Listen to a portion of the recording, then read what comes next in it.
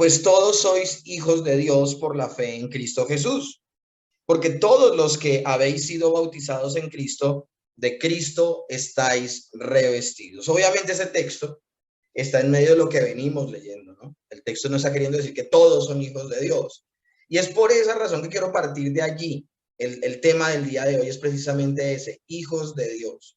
Llevábamos 2 sermones hablando sobre la relación que tenía el creyente con la ley. Y hemos visto las diferentes manifestaciones de la ley. Y el día de hoy vamos a continuar viendo cómo Dios obra en el creyente, pero ya vamos a ver los beneficios y las bendiciones que recibe el creyente al ser unido a Cristo. Y una de ellas precisamente es volverse hijo de Dios. Y por esa razón el tema del día de hoy. El tema del día de hoy ya no es el creyente y la ley, sino hijos de Dios. La bendición que es ser hijo de Dios. Y el día de hoy me gustaría leer el texto completo para que tuviéramos el panorama completo y luego les voy a hablar de los temas que vamos a ver al día de hoy. Ahora, si tuviste la publicidad que hice del culto de oración, ahí ya leíste el contenido que vamos a ver el día de hoy. Dice así Gálatas, capítulo 3, desde el verso 26 al 29. Pues todos sois hijos de Dios por la fe en Cristo Jesús. Porque todos los que habéis sido bautizados en Cristo, de Cristo estáis revestidos. Ya no hay judío ni griego, no hay esclavo ni libre, no hay varón ni mujer, porque todos vosotros sois uno en Cristo Jesús. Y si vosotros sois de Cristo, ciertamente el linaje de Abraham sois y herederos según la promesa. Amén y amén. El apóstol Pablo el día de hoy, en esta porción, vamos a ver cómo el apóstol Pablo nos habla de algo importantísimo que sucede en la vida de los creyentes.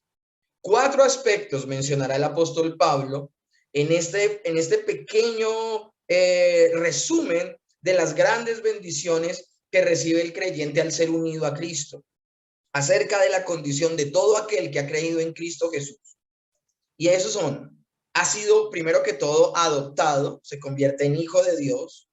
Segundo, es unido a Cristo, es la capacidad para agradar a Dios, los beneficios que vienen por estar unido a Cristo. Tercero, nos muestra el apóstol Pablo en esta pequeña porción que no hay distinción, es decir, que no existen privilegios para unos o pasos intermedios para crecer al interior de la iglesia, porque hay como diferentes facciones al interior de Cristo. No, los creyentes todos son hijos de Dios y todos son de la misma categoría hijos de Dios. No hay niveles, no hay subniveles, ni tampoco hay diferenciación entre las bendiciones. Es que yo tengo que ser de tal raza, de tal etnia, de tal género, de tal nivel social para poder ser hijo de Dios. No, para nada. Y finalmente el texto nos deja ver la herencia eterna, que verdaderamente somos salvos y viviremos toda la eternidad en la gloria con el Señor. Eso es lo que vamos a ver el día de hoy. Pero también debemos aclarar desde el inicio del sermón que todo esto no lo puede alcanzar el creyente. Por más que se esfuerce el creyente, no puede tomar por sí solo esto. Esto, de hecho, el creyente no lo obtiene luego de ser salvo, sino que ya lo tiene por ser salvo. Algo maravilloso ahorita viene con la nueva materia que vamos a comenzar en el seminario de los miércoles de teología sistemática, que es soteriología.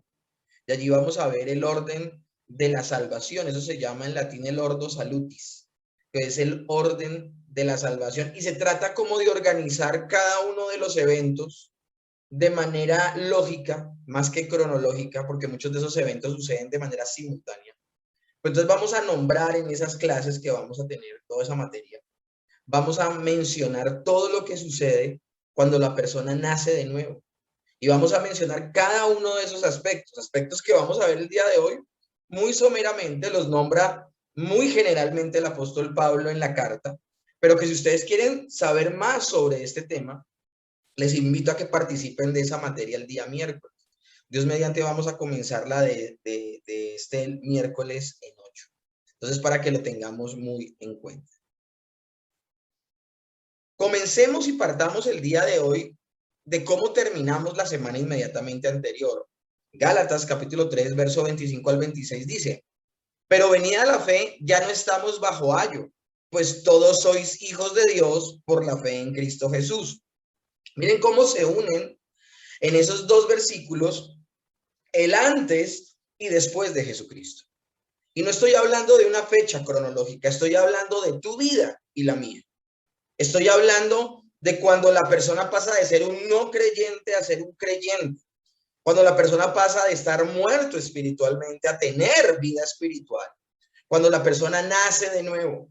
Dice, pero venida la fe, ya no estamos bajo ayo. Hay una completa diferenciación.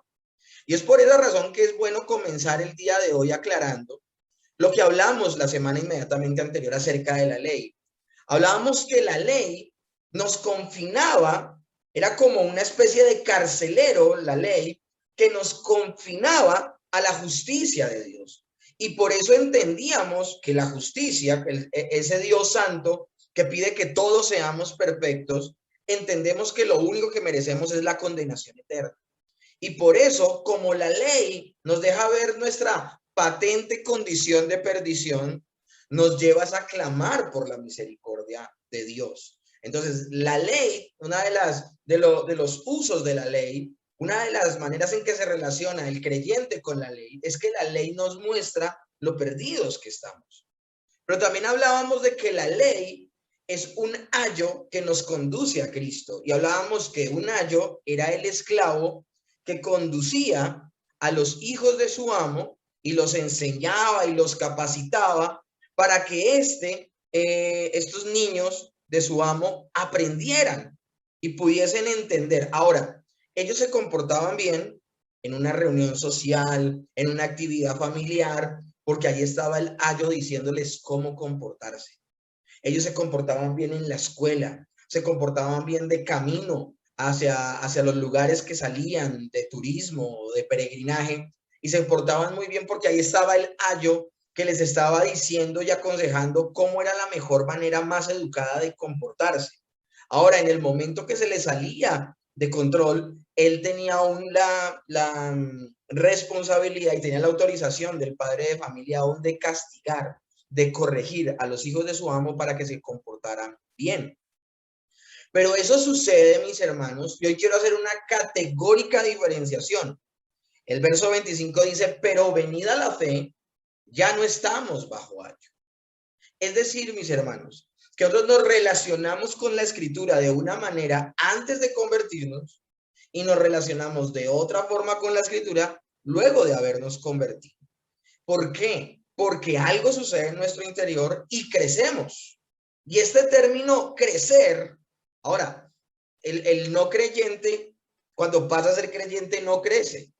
Lo que pasa es que el no creyente muere y nace el creyente. Ese es el nuevo nacimiento, por la operación del Espíritu Santo, por la habitación del Espíritu Santo en la vida del creyente.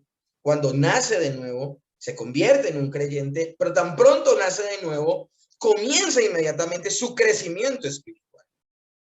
Por eso el texto de Gálatas 3:26 dice, sois hijos de Dios por la fe en Cristo Jesús. Y mis hermanos, es importante que entendamos algo. Estos chiquiticos que vemos aquí, esta comparación que hacemos, esta metáfora que va a ser tan importante en medio del sermón, ellos eran hijos, pero por ser tan pequeñitos, no tenían, escúchenme bien, todos los privilegios de hijos. Privilegios que van a recibir luego de que dejen de ser niños y sean adultos y se empiecen a comportar bien, ya no porque tienen un ayo al lado que les diga qué hacer y qué no hacer, sino porque tienen la suficiente madurez para ellos mismos portarse bien. Ya no va a ser un agente externo diciéndoles háganle, háganle, háganle, sino que va a ser un agente interno. El Espíritu Santo, si hacemos la comparación de la metáfora a la vida del creyente, ya no va a ser la ley diciéndote, mira, te portaste mal, hiciste eso, hiciste aquello, sino que va a ser el Espíritu Santo el que te va a impulsar a obedecer la ley. Ese es el horizonte que tenemos el día de hoy con el sermón. Hacia allá es que estamos apuntando, mis hermanos. Y mis hermanos, es importante que para entender estos textos nosotros no desliguemos el texto de la metáfora. Vuelvo y les repito, estos niños desde muy pequeñitos tuvieron este ayo que los corrigiera, que los condujera. Pero en el momento que se vuelven adultos, ya ellos no necesitan un ayo, no necesitan una persona que los conduzca, sino que pasaban ellos, cuando llegaban a la edad adulta, pasaban de la custodia permanente de su ayo a ser libres, producto de adquirir una vida adulta y responsable. Por eso el texto dice, pero venida la fe, ya no estáis bajo ayo. De alguna manera está diciendo, ya no estás bajo la tutela, o ya no estás bajo el predominio de tu ayo, de tu consejero, del que te decía qué hacer y qué no hacer. Y por eso se habla en términos de libertad, pues todos sois hijos de Dios por la fe en Cristo Jesús. Y vuelvo y repito, aunque eran hijos pequeños, solo ahora obtienen los derechos plenos de ellos.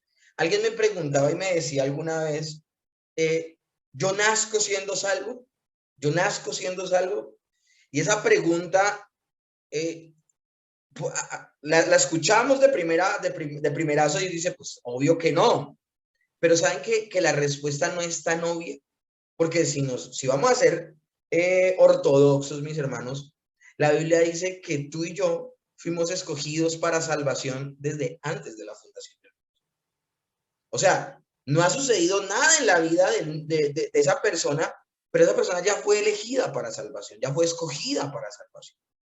Lo que pasa es que llegará, y si a eso le sumamos que Cristo estaba pensando en ti, si eres un verdadero creyente, Cristo no estaba pensando en multitudes que potencialmente podían ser salvas, sino estaba pensando en individuos particulares por los cuales Él estaba dando la vida.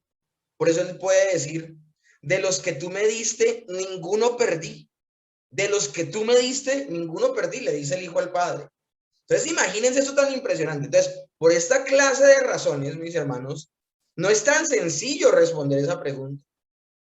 Y si a esto le sumamos, mis hermanos, que no solamente fuimos elegidos antes de la fundación del mundo, los creyentes no son solamente, los hijos de Dios no solo fueron escogidos antes de la fundación del mundo, sino que si somos de este siglo, de esta época, del siglo XX y del siglo XXI, eso significa que ya hace 20 siglos, mis hermanos, el Señor vino, y en el año 33 o 36 después de Cristo, Él dio la vida por esas personas que Dios había elegido para salvación. O sea, todo ya fue hecho.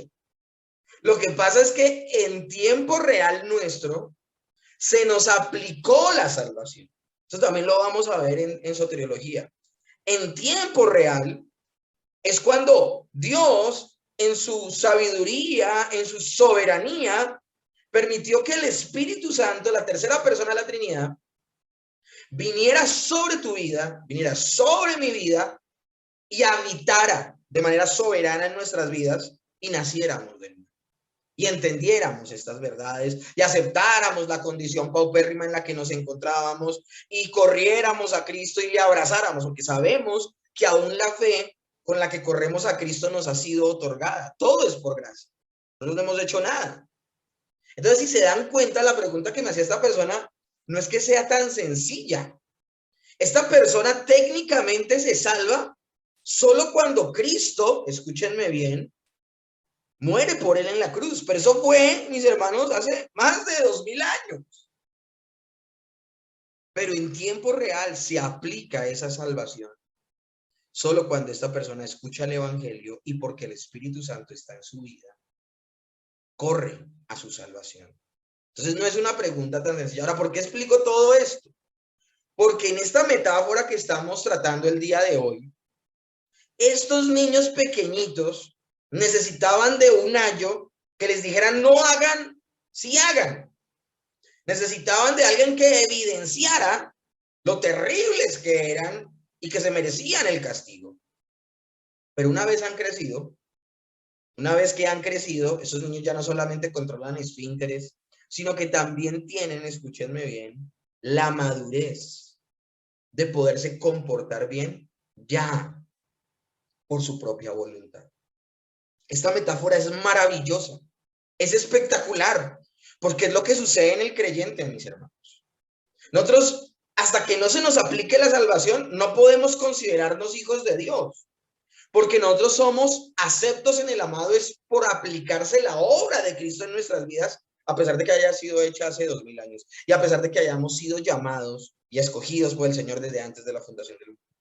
Es solo hasta la aplicación, hasta que viene el Espíritu Santo, que tenemos los derechos de hijo plenos. ¿Y cuándo sucede esto? Cuando nacemos de nuevo. Cuando nacemos de nuevo, de una empezamos a crecer.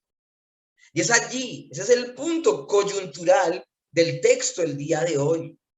Pero venida la fe, ya el Espíritu Santo está en nosotros, nos da la capacidad de creer, corremos a Cristo y ya no estamos bajo un ayo, sino que ahora estamos unidos a Cristo y estamos bajo la influencia del Espíritu Santo. Ahí todos somos hijos de Dios por la fe en Cristo Jesús. Mis hermanos, es que el privilegio de ser hijos es que pasamos de esclavitud a libertad.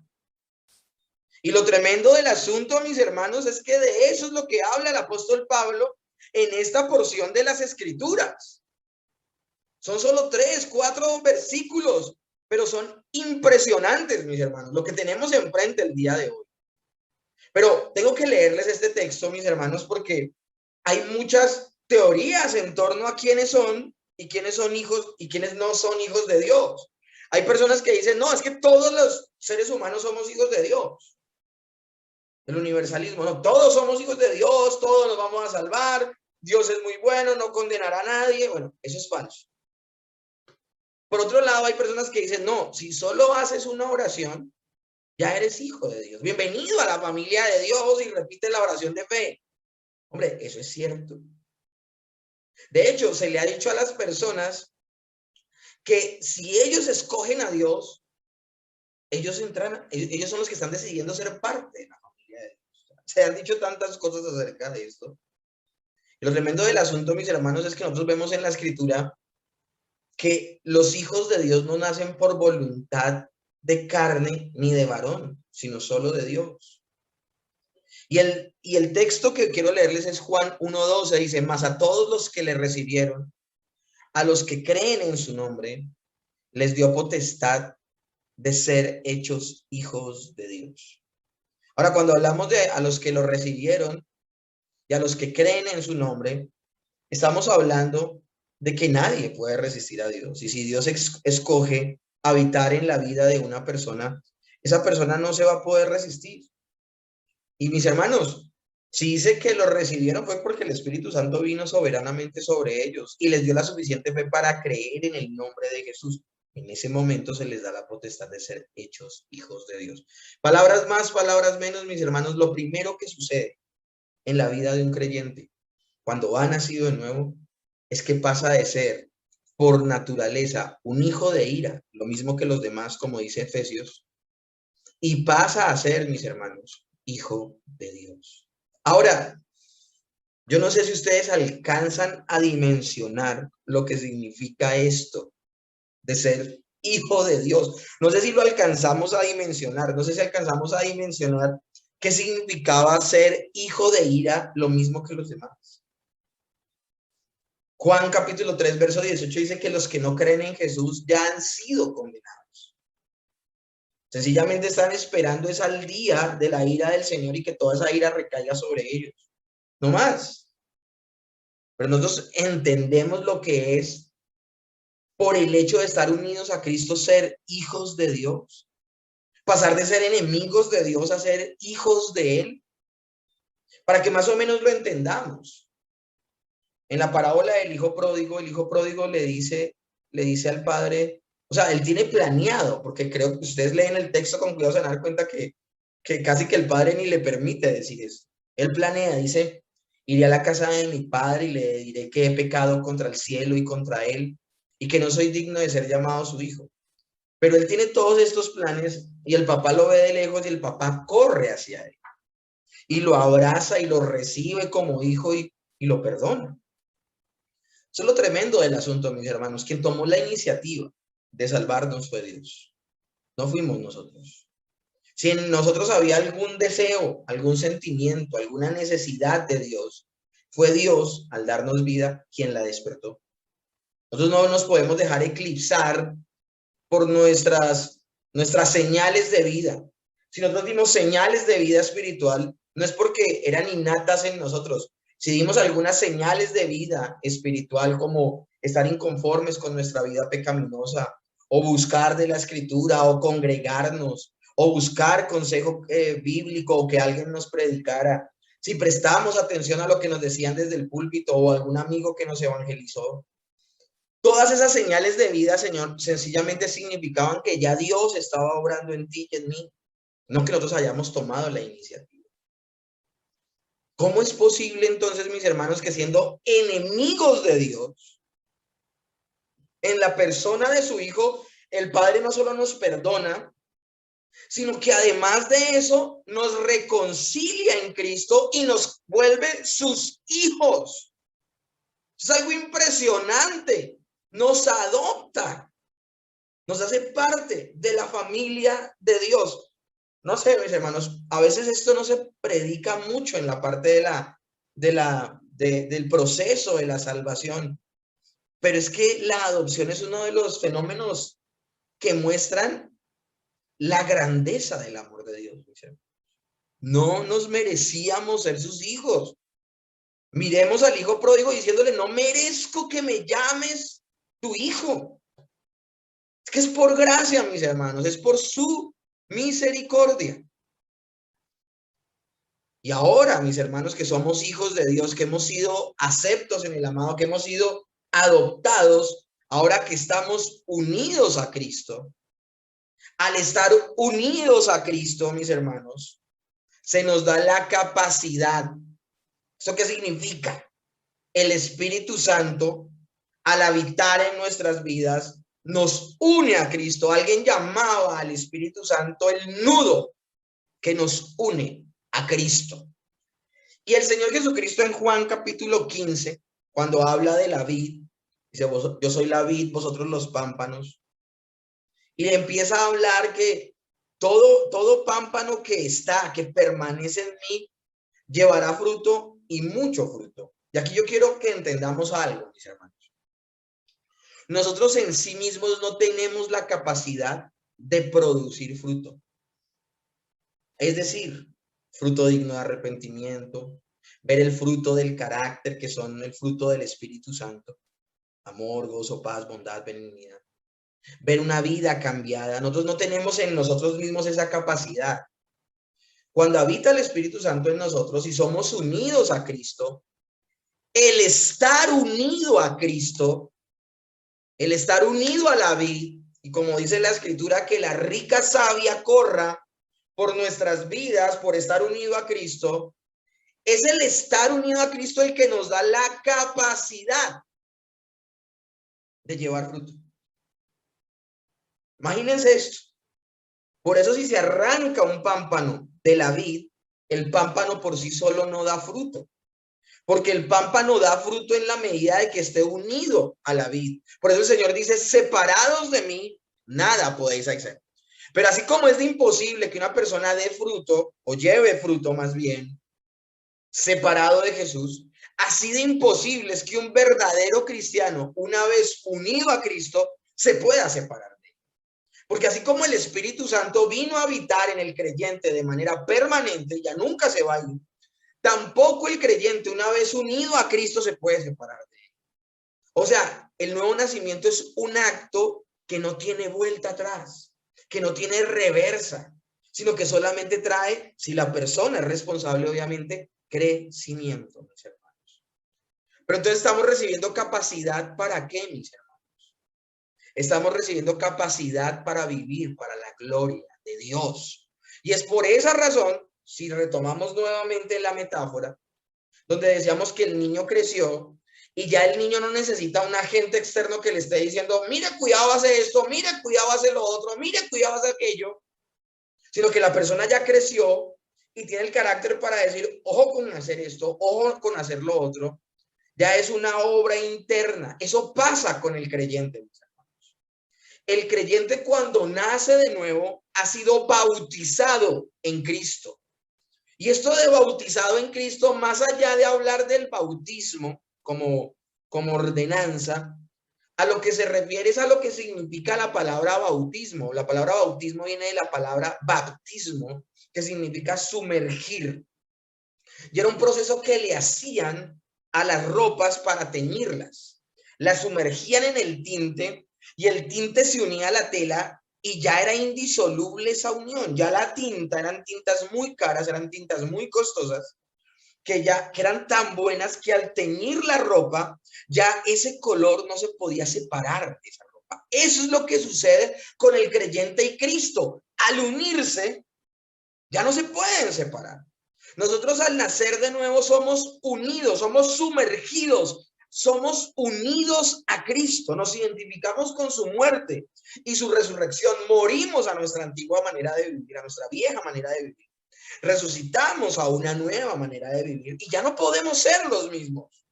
Por eso desde nuestro interior ya buscamos cumplir y obedecer la bendita palabra de Dios. Ya no necesitamos que la ley constantemente nos acuse para caer en cuenta, sino que ahora nosotros amamos la Escritura. Y es desde el Espíritu Santo que está dentro de nosotros que anhelamos cada vez ser más como Cristo. Si ven, si unimos las clases y los sermones de las semanas anteriores con el sermón del día de hoy, si ven cómo va creciendo la idea y cómo vemos que esa relación con la ley ya es una relación no con la letra, sino una relación de comunión con Cristo. Por eso el día de hoy el sermón no se llama el creyente y la ley, sino el sermón se llama hijos de Dios, porque aquí estamos hablando de una comunión íntima con el Señor, que da como resultado que anhelemos vivir para su gloria. Ahora, si hay creyentes que luego de nacer de nuevo, no están trabajando por ser cada día como el Señor. Si hay personas que han nacido de nuevo y no están trabajando todo el tiempo por pisar las pisadas que el Señor dejó y ser más como Él y menos como ellos, una de dos: o eres una persona negligente, una persona que ha descuidado los medios de gracia, la oración, la congregación, la lectura de la palabra, dejaste de mortificar el pecado en tu vida, sigues tropezando con la misma piedra y es un acto de negligencia y tienes que tomar cartas en el asunto y tienes que empezar a trabajar en tu santificación, porque no solo hemos sido llamados a nacer de nuevo, sino ahora de ahí en adelante a crecer y a crecer en Cristo, que cada vez seamos menos como nosotros y más como Él. O segundo, y esto es gravísimo, o sencillamente tu conversión no es real. Y sencillamente, al saber teóricamente una serie de situaciones que suceden en el nuevo nacimiento, pues las conoces y las anhelas en tu vida. Pero si tú volteas y te convertiste hace 5, 10, 15 años, y volteas a ver y hoy eres exactamente la misma persona que eras hace 15 años, 10 años, 5 años, 2 años, 1 año, si es la misma persona de hace 6 meses donde dices que aparentemente conociste de Dios, donde aparentemente naciste de nuevo, no pasó nada. Cuando una persona realmente nace de nuevo, su vida cambia completamente, su manera de pensar, su manera de actuar. Y sí, es un proceso que es paulatino y va creciendo de gloria en gloria, de victoria en victoria, hasta llegar a su misma imagen, dice la Escritura. Pero tiene un crecimiento, no un estancamiento. O nunca sucedió nada. Por eso les digo, una de dos: o has sido muy negligente en tu vida y tienes que tomar cartas en el asunto y arrepentirte de eso y volverte a Dios y empezar a trabajar en tu santificación, o definitivamente, sencillamente, no has nacido nuevo. Y esto podría ser desafortunado, muy triste y hasta peligroso, porque estamos hablando de condenarse eternamente. Hermoso, mis hermanos, del día de hoy es esto: que cuando somos unidos a Cristo, mis hermanos, somos capacitados y se nos da el derecho de ser hijos de Dios. Me gustaría ver esto desde otro texto. Romanos capítulo 8, verso 14 al 17 dice así: porque todos los que son guiados por el Espíritu de Dios, estos son hijos de Dios. Miren, Ya con solo ese inicio, mis hermanos, debemos entender, o sea, ¿cuál es la señal de que somos hijos de Dios? Que somos guiados por el Espíritu Santo. Ahora, hay que hacer la claridad. ¿Qué significa eso de ser guiados? Mis hermanos, una persona que ha nacido de nuevo es guiada por la palabra, no por sus sentires. Es que sentí del Espíritu hacer esto, es que sentí del Espíritu hacer aquello. No, eso es misticismo. Y eso no es fiable, no es una brújula confiable. Cuando hablamos de ser guiados por el Espíritu, y esa es la señal de que somos hijos de Dios, es que somos guiados por su palabra. Y su palabra nos lleva a discernir entre lo bueno y lo malo. A partir de las escrituras nos queda claro saber qué es bueno y qué es malo. Así la sociedad en la que vivamos y la época en la que vivamos sea muy ambigua y mucho de tonos grises y como que sí, pero no, y todo es lícito y todo, cada quien maneja su verdad.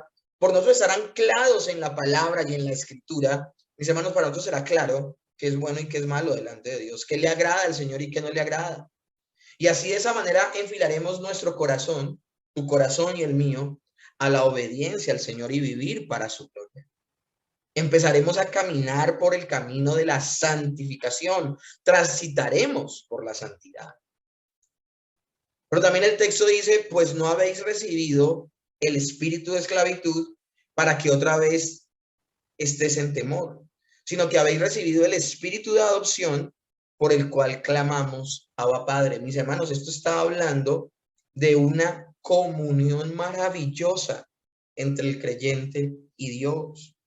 Ahora nosotros podemos llamar a Dios, Abba Padre, Papito Dios, ese término tan familiar, tan de un niño que depende de su padre, podemos llamarlo así, mis hermanos, no por nuestros propios méritos. Lo podemos llamar así, no por nuestras justicias, no por nuestras muchas justicias, sino por su infinita misericordia. De hecho, hemos sido aceptos en el amado por los méritos de la preciosa sangre, pasión y muerte de nuestro Señor Jesucristo, por la obra perfecta de obediencia del Señor, por su sacrificio perfecto, por su vida impecable, por nuestro amado Salvador y mediador, es que nosotros podemos ser aceptos en Dios. Esto es impresionante, mis hermanos. ¿Y a dónde apunta esto? A que tengamos comunión con Dios, a que hablemos con Él, a que transitemos una vida que sea solo para agradarle a Él, para que tengamos comunión con Dios. Y el texto sigue diciendo, el Espíritu mismo da testimonio a nuestro espíritu de que somos hijos de Dios. Y si hijos, también herederos. Herederos de Dios y coherederos con Cristo, si es que padecemos juntamente con Él, para que juntamente con Él seamos glorificados. Mis hermanos, la palabra coheredero significa que es por nuestra unión a Cristo que heredamos las bendiciones y las promesas. Ahora, hay que aclarar que esas bendiciones y esas promesas son espirituales, mis hermanos. Todo lo que heredamos y todas las bendiciones que el Señor nos da por medio de los méritos de la obra de Cristo, mis hermanos, apuntan es a la vida eterna, una verdadera herencia reservada por toda la eternidad. Aquí no estamos hablando que el Señor Jesús murió en la cruz para que nos ganemos el baloto, o para que tú te sientas realizado a nivel personal, o para que tengas la mejor esposa y tengas... No, eso no es, mis hermanos. Yo no estoy diciendo que no sea bueno tener una vida cómoda, una vida donde, hombre, uno pueda realizar una labor, una profesión de la mejor manera profesional, que uno tenga un hogar donde uno pueda ser feliz. No, todo eso es una bendición. Pero, mis hermanos, todo eso lo puede tener una persona sin necesidad de que Jesús muera en la cruz. Y mis hermanos, lo importante acá es que nosotros entendamos el por qué lo hizo el Señor. Dios se hizo hombre para salvar al hombre de una inminente condenación eterna. O sea que el propósito era salvación eterna. Y por lo tanto, las bendiciones a los que somos acreedores son bendiciones espirituales y bendiciones que apuntan a la eternidad. Somos coherederos de esas bendiciones, porque solo unidos a Cristo podemos heredarlas. Las heredó Cristo, y por estar nosotros unidos a Él, somos coherederos juntamente con Él. Entonces, mis hermanos, ya les mencioné las 4 formas en que el apóstol Pablo en este tema nos habla, nos llama la atención y nos dice qué es lo que hace Dios en la persona del Hijo que acaba de ser redimido por la obra de Cristo. Pero nosotros debemos tener en cuenta algo, mis hermanos, y no podemos caer en semejantes y tremendos errores. Hay personas que, cambiando el orden de los acontecimientos, piensan que es por su esfuerzo humano, que piensan que es por su manera de obediencia, y eso es lo que nos tiene reunidos con esta carta de los Gálatas. Los Gálatas, habiendo comenzado por el Espíritu, ahora estaban terminando por la carne. Porque ellos habían sido salvos sin haber hecho absolutamente nada, habían sido aceptos en el amado, habían visto los beneficios de una verdadera fe, y se dejan endulzar el oído por una herejía donde les dice que es por su buen comportamiento que el Señor los aceptará y que ellos necesitan portarse bien. Hay personas que cambian el orden de los factores, y en cuanto a la salvación, cambiar el orden de los factores es gravísimo, mis hermanos. Hay gente que piensa que por portarse bien es que Dios te acepta a ti y me acepta a mí. Nosotros hemos hablado en las últimas predicaciones y en los últimos sermones de Gálatas que sí, es verdad, no es por la observación de la ley y por nuestra perfecta obediencia que nos salvamos. Pero también hemos dicho que una vez salvos, debemos observar la palabra de Dios para nuestro crecimiento espiritual y una vida en santidad. O sea, que el creyente no olvida la ley de Dios. Pero qué difícil es para algunas personas tener este bendito equilibrio de entender nuestra incapacidad humana antes de nacer de nuevo, y luego de haber nacido de nuevo, la capacidad que tenemos para vivir para la gloria de Dios. Y digo que hay personas a las cuales les cuesta terriblemente, porque hay personas que caen en el legalismo, luego de haber abrazado supuestamente la sana fe. ¿Y qué es el legalismo? El legalismo es nuevamente depositar tu confianza en tu observancia rigurosa de la ley para que Dios te acepte. Una persona que vuelve a confiar en la rigurosa manera de guardar la ley y aún se vuelve tan riguroso que aún cuestiona a otros porque no son tan perfectos como lo es él, esa persona está cayendo en legalismo. Y hay que tener mucho cuidado. Hay que tener mucho cuidado. Yo se los he repetido desde que comenzamos el estudio de esta bendita carta. Una persona que realmente es bíblica no transitará en ninguno de los dos excesos en los que pueden caer las personas cuando se toca el tema de la justificación por fe o la salvación por gracia. Y es el extremo del legalismo, donde se le exige a las personas una obediencia perfecta para conservar su salvación. O por otro lado, los antinomianistas, que sencillamente son unos descuidados de la escritura y ya no hay que guardar la palabra de Dios porque ya somos salvos, siempre salvos, entonces ya no tengo que mortificar el pecado, yo ya me vuelvo un despreocupado porque ya Cristo murió por mí. Nosotros no hemos sido llamados ni a ser antinominianos, ni antinoministas, ni tampoco legalistas. Creo que se dice antinomianistas. Sino que hemos sido llamados a ser bíblicos, a ser escriturales y a vivir la vida en el Espíritu. Ya haciendo esta salvedad, quiero leer varios textos que muchos han dicho que la gente abusa de esos textos. Los vamos a leer en su contexto. Dice Colosenses 2, 16 al 17. A los hijos de Dios. No se lo está diciendo a un incrédulo. No se lo está diciendo a una persona que no ha nacido de nuevo. Se lo está diciendo a un creyente. Se lo está diciendo Pablo a los colosenses. Así que nadie los juzgue a ustedes por lo que comen o beben, o con respecto a días de fiestas religiosas, de luna nueva o de reposo. Todo esto es una sombra de las cosas que están por venir. La realidad se halla en Cristo. Y el apóstol Pablo tiene que hablar de esto porque los judaizantes estaban yendo a muchas iglesias a decirles, miren, listo, usted es salvo, pero para que verdaderamente se solidifique y se ratifique su salvación, usted no puede comer nada de estos animales inmundos. Y le estaban diciendo esto a personas cristianas griegas, a gentiles que nunca habían tenido una dieta como la de los judíos. Le estaban diciendo, no, si quieres de verdad ratificar tu salvación, tienes que cambiar tu dieta. Tienes que circuncidarte. Tienes que guardar el día de reposo como lo guarda todo judío. Y empezaron a decirle un poco de cosas. Acuérdense, nosotros hablamos ya aquí del concilio de Jerusalén.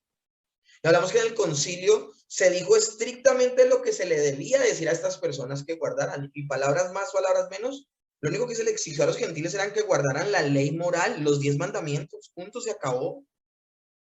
Ellos no podían caer en idolatría, no podían caer en inmoralidad. Tenían que respetar la vida. Pero no les dijeron que tenían que puntualmente cumplir con una serie de reglas que ni siquiera los mismos judíos habían podido cumplir, porque ese no es el camino para ser salvos. Pero el verso 20 todavía es más impresionante, mis hermanos, de Colosenses capítulo 2. Pues si habéis muerto con Cristo en cuanto a los rudimentos del mundo, ¿por qué, como si vivieseis en el mundo, os sometéis a preceptos? Tales como no manejes, ni gustes, ni aun toques, en conformidad a mandamientos y doctrina de hombres, cosas que todas se destruyen con el uso. Tales cosas tienen a la verdad cierta reputación de sabiduría en culto voluntario, en humildad y en duro trato del cuerpo, pero no tienen valor alguno contra los apetitos de la carne.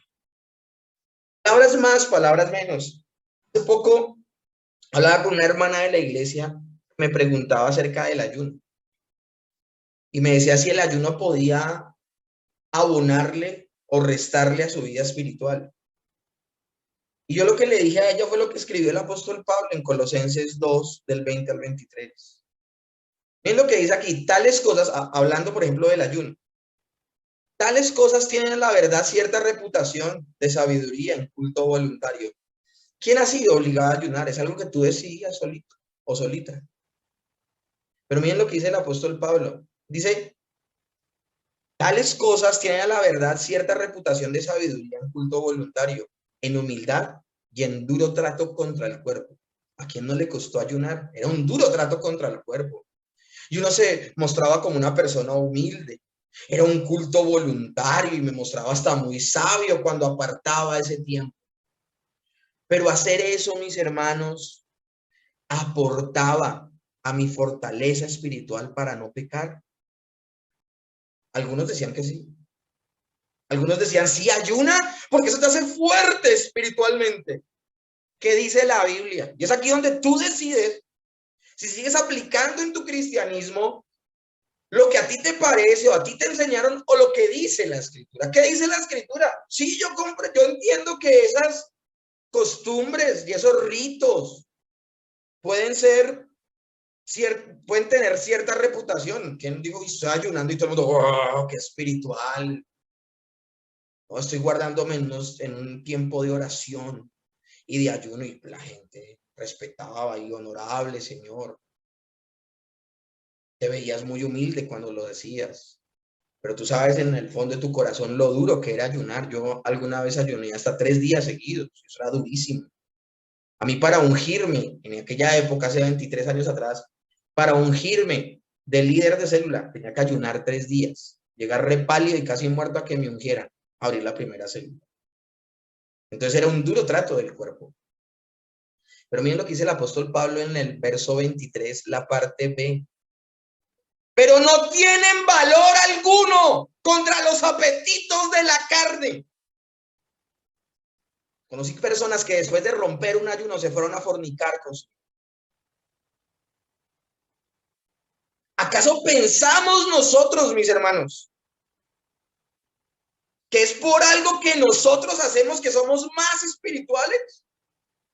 Es el poder del Espíritu Santo en nuestras vidas los que nos llevan a vivir una vida para la gloria de Dios. Es Dios en nosotros, no nosotros solitos. Y aquí ponía una imagen acerca del ascetismo religioso, porque estas ideas de que yo teniendo ciertos comportamientos espirituales me guardan y me hacen más fuerte espiritualmente. Yo puedo hacer algo para que Dios me haga más fuerte. Eso pensaban los monjes cuando practicaban el ascetismo religioso. Ellos no solo ayunaban, ellos hacían pactos de silencio. Ellos latigaban su cuerpo. Ellos se entregaron a un voto de celibato y no se casaron. Ellos se iban a vivir en monasterios lejanos para no contaminarse de la mundanalidad de la sociedad.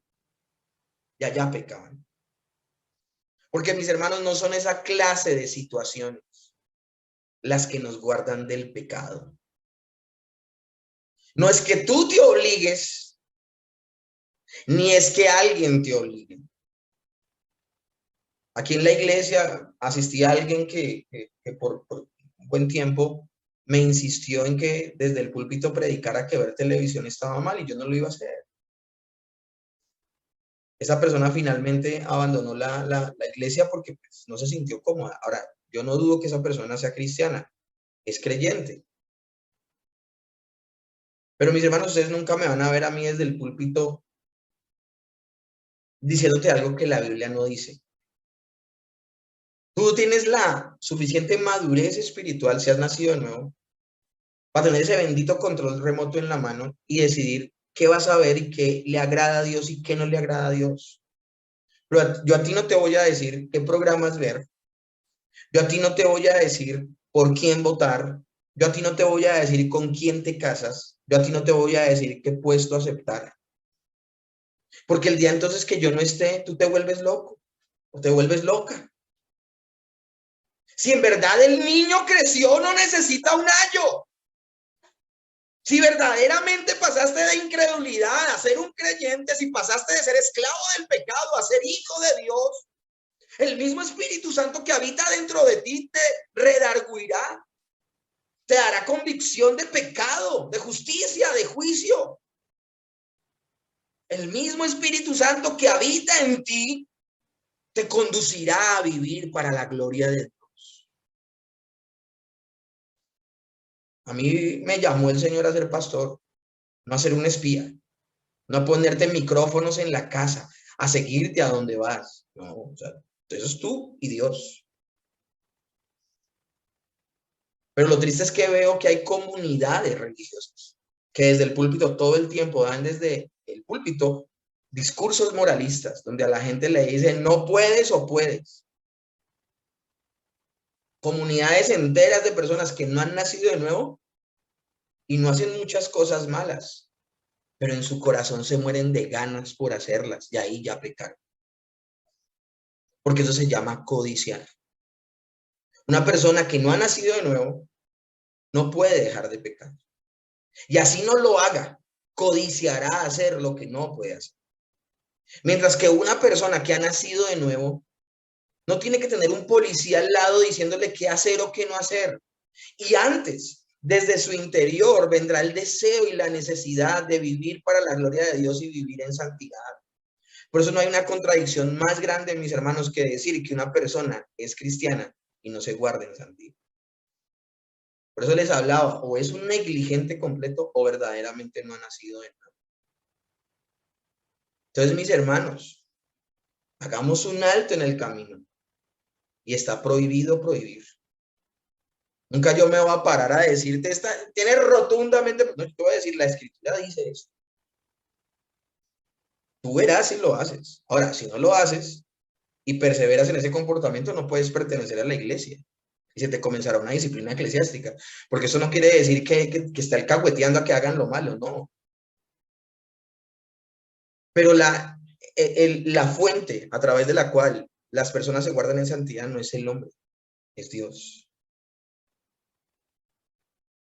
Y por esa razón, mis hermanos, vuelvo y repito, aquí no se trata de que dejes de hacer, sino que en verdad no solamente lo dejaste de hacer, sino que lo dejaste de anhelar. Mortificas tu pecado, vives para la gloria de Dios y demuestras que eres un hijo de Dios. Porque todos los que habéis sido bautizados en Cristo, de Cristo estáis revestidos. Yo les acabo de explicar a ustedes lo que significaba el término bautizados en Cristo, ¿no? Estamos unidos a Él. No estaba hablando puntualmente de la ordenanza, ya se los expliqué. Dice, porque todos los que han sido unidos a Cristo, sumergidos en Cristo, empapados de Cristo, teñidos de Cristo, de manera indisoluble, ya no nos podemos separar de Cristo, porque todos los que habéis sido bautizados en Cristo, de Cristo estáis revestidos. Yo no podría decir, mis hermanos, que el texto está hablando sencillamente precisamente de estar unidos al Señor.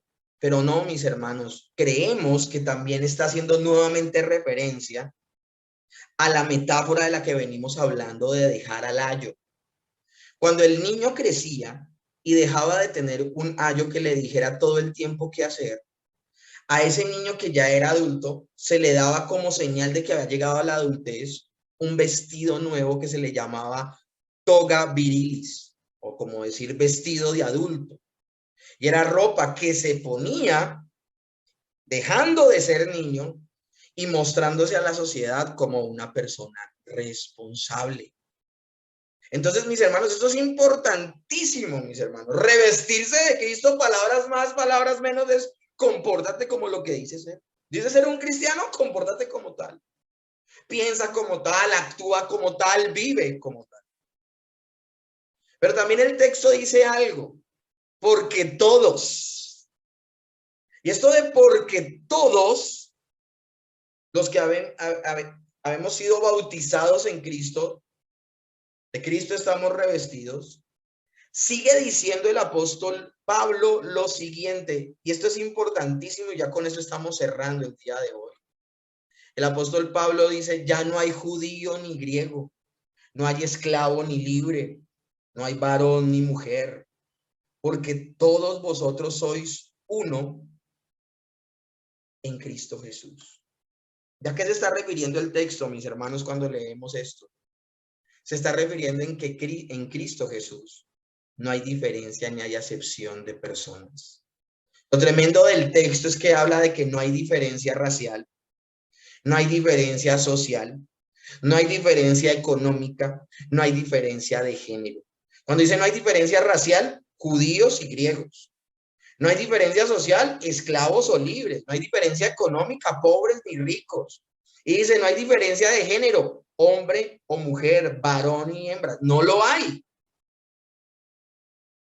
Porque todos vosotros sois uno en Cristo. Para Dios no hay diferencia. Ni en torno a la salvación, de que es que tienes que ser más judío para poder ser salvo, tienes que judaizarte para ser salvo. No, para nada, mis hermanos. Pero tampoco para Dios hay diferencia entre unos y otros, tampoco en torno a la comunión al interior de la iglesia. Al interior de la iglesia tampoco hay personas de primer rango y de segundo rango. Al interior de la iglesia no hay personas más importantes que otras. Hay personas con diferentes cargos. Pero eso no quiere decir que haya personas más importantes que otras. Hay hombres que se autodenominan siervos de Dios y nadie los puede tocar, no pueden hablar con nadie, casi le evitan.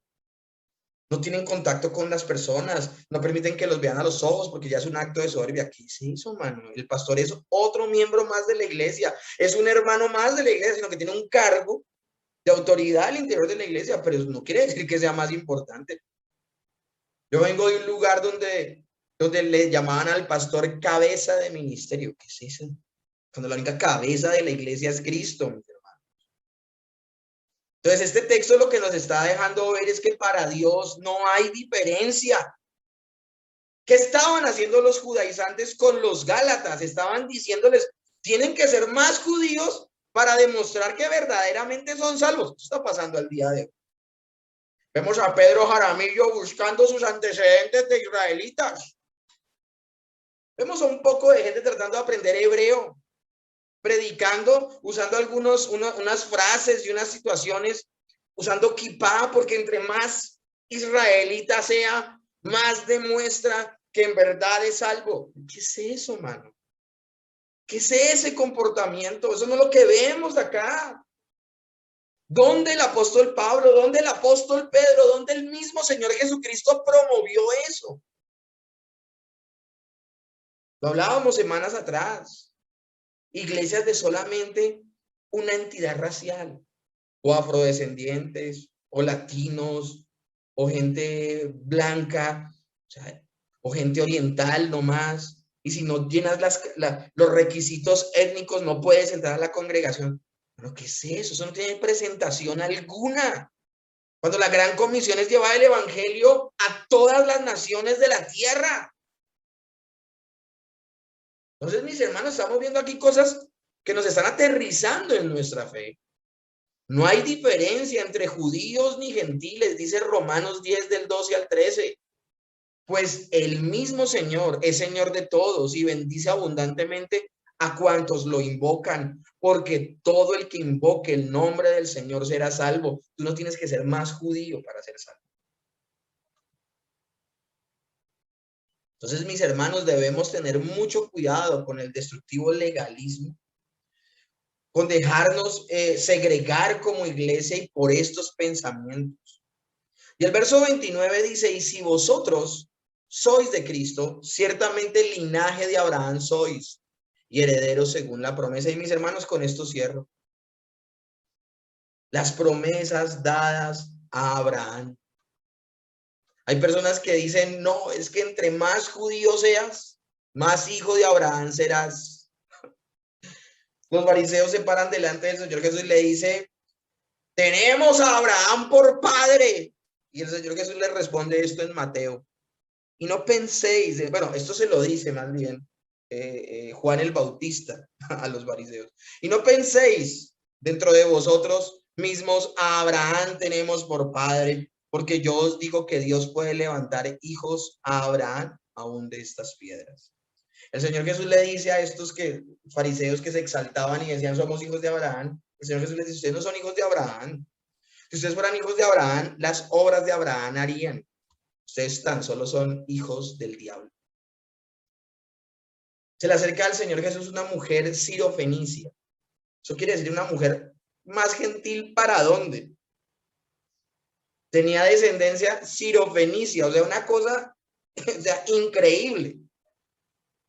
Y esta mujer es la que le pide al Señor Jesús que le libere a su hija, que es gravemente atormentada por un demonio, y el Señor se le queda callado. Los discípulos se le burlan, le dice que la eche. El Señor Jesús se acerca y le dice, no es bueno darle el pan de los hijos a los perrillos. Y ella aún dice, sí, yo sé que soy un perrillo, así llamaban a los gentiles en esa época. Pero si tan solo un granito, solamente una migaja de lo que desperdician los que supuestamente son hijos, esos israelitas que ni creen en ti, si aunque sea una migaja de esa cae de la mesa, yo como un perrillo comería de esas migajas con gusto. Y Jesús se queda mirando y dice, yo no he visto tanta fe en Israel. Esa mujer era hija de Abraham y era sirofenicia, no usaba kippah, no guardaba la ley, pero se fue de ese lugar siendo salva. Mis hermanos, los gálatas eran regentiles. Había iglesias que habían judíos en esas iglesias, pero en la iglesia de Galacia no había ni un judío. Todos eran gentiles y aún así eran cristianos. ¿Cómo se iban a poder dejar convencer por los judaizantes? Alguien me preguntaba alguna vez qué significa eso de que el Señor puede levantar hijos de Abraham de piedras. ¿Cómo es el corazón del ser humano? El corazón del ser humano es una piedra. Pero si al Señor le place convertir ese corazón de piedra en un corazón de carne, lo puede hacer. Y puede ser de la Conchinchina, puede ser de Capernaum, puede ser de la Patagonia, puede ser de Tasmania. De allá puede levantar el Señor un hijo de Dios. El Señor había determinado abrir la puerta del evangelio a los gentiles, había decidido que de los gentiles iba a levantar hijos de Dios.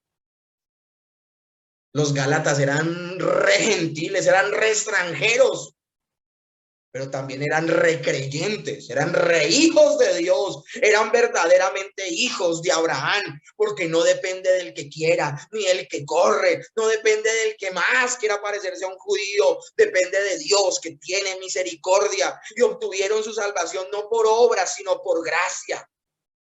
Por medio de la fe fueron justificados en las obras perfectas de Cristo y no en guardar ellos la ley. Ahora que son salvos, ellos, por la obra del Espíritu Santo en sus vidas y por estar unidos a Cristo, ahora ellos promueven en sus vidas la santificación y el vivir para la gloria de Dios.